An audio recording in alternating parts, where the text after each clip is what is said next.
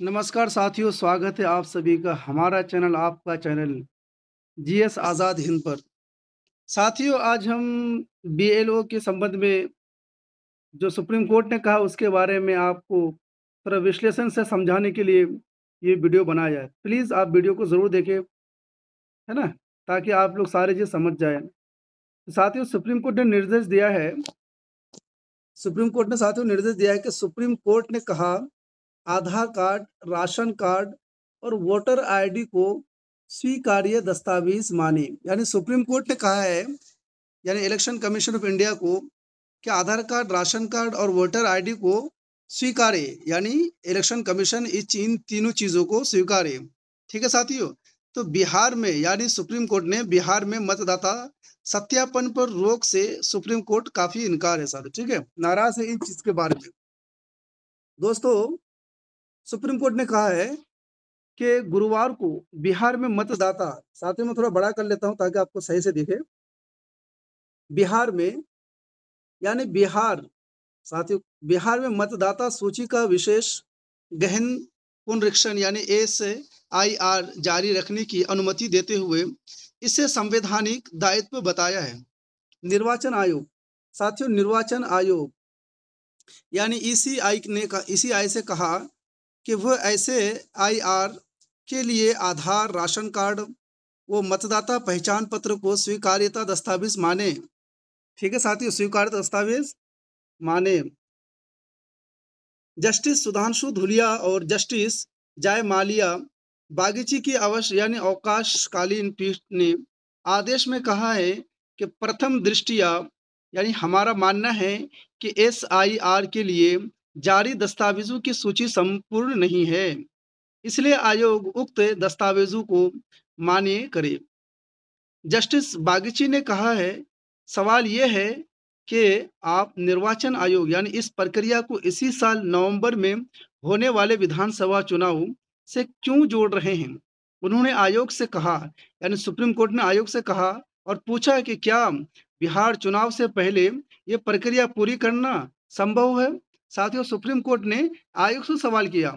अदालत ने आयोग से कहा कि हमें आपकी ईमानदारी को लेकर कोई संदेह नहीं है, लेकिन कुछ धारणाएं भी है।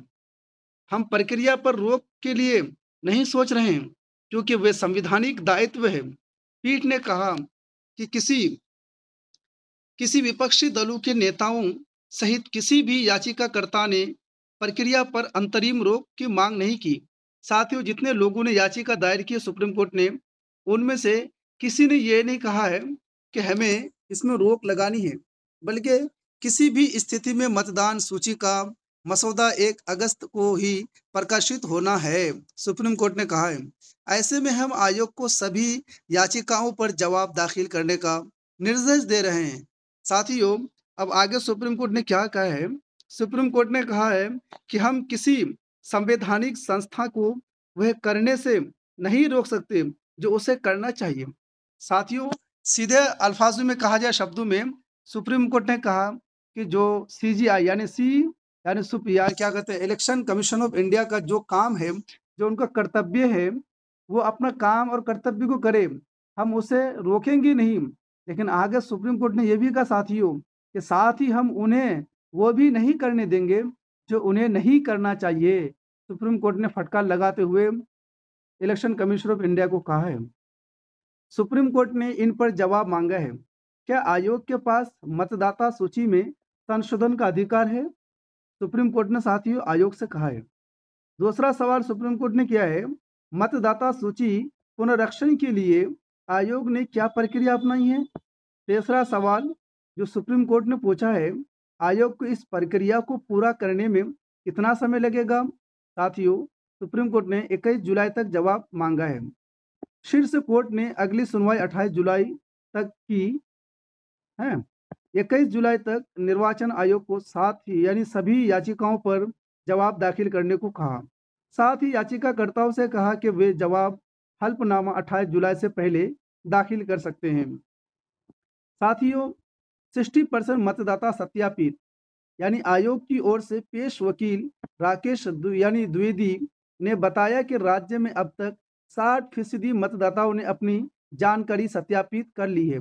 यानी आयोग का जो साथी हो, इलेक्शन कमीशन ऑफ इंडिया के आयोग जो क्या कहते हैं वो वकील जो है राकेश द्विवेदी ने कहा है कि बिहार में जो इलेक्शन होने वाला है, सत्यापन होने वाला है मतदाताओं की, उसमें से 60% लोग ऐसे हैं जिनकी जानकारी अब तक सत्यापित हो चुकी है।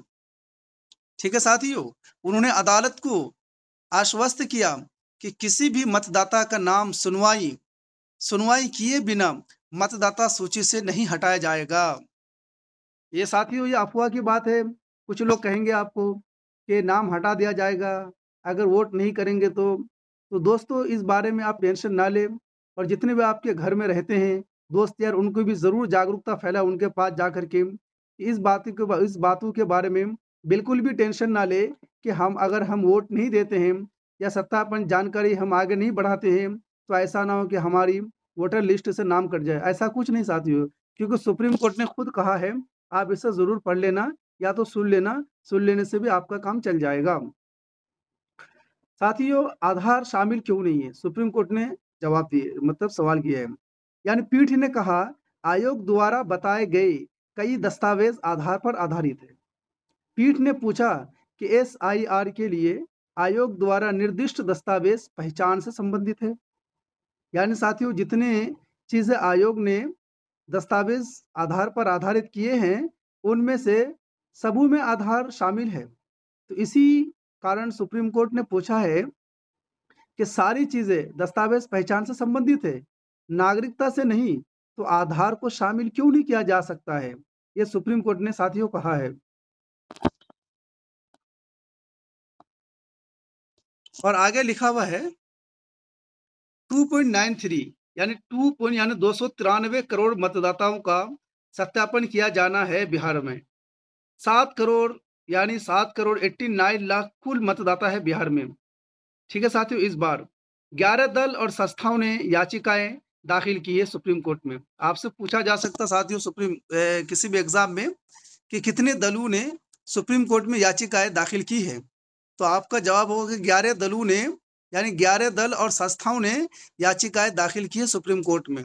4,96 लाख ऐसे मतदाता है जो 2003 की सूची में शामिल नहीं थे, यानी शामिल थे, इनका सत्यापन नहीं किया जाएगा।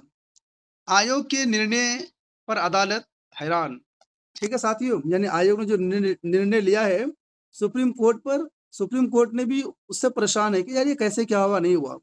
कोर्ट ने कहा कि हम हैरान है कि आयोग ने मतदाता पहचान पत्र का निर्दिष्ट दस्तावेजों की सूची में उल्लेख नहीं किया। आयोग ने कहा कि दस्तावेज की सूची संपूर्ण नहीं है। सुनवाई अगस्त तक स्थगित कर दी है। कोर्ट ने सुनवाई 28 जुलाई तक स्थगित कर दी है।